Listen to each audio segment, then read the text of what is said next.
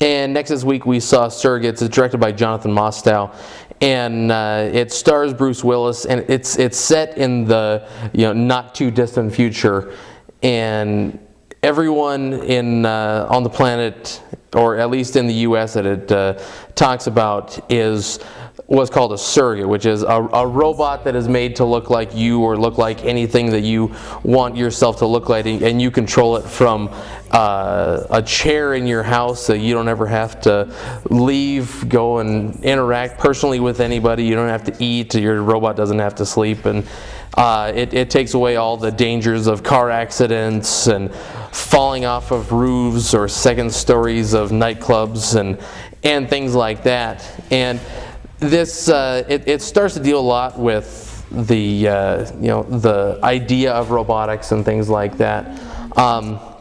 But it really kind of boils down to a fairly generic, but I think well done action movie. Yeah, and that, I mean, like we were talking about with Moon, I mean, it's a science fiction movie that doesn't really play to the strengths of that genre. I mean, it raises some questions, some philosophical questions about about people interacting with the world through a surrogate. Yeah.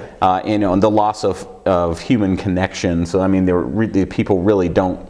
I mean, Bruce Willis's character is married in the movie, but never interacts with his wife directly. It's always through the surrogate, or at least through hers.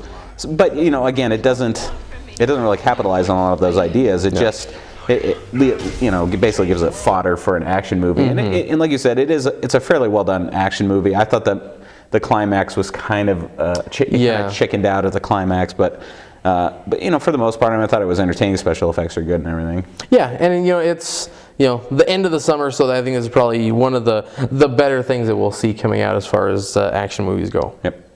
We'll be right back.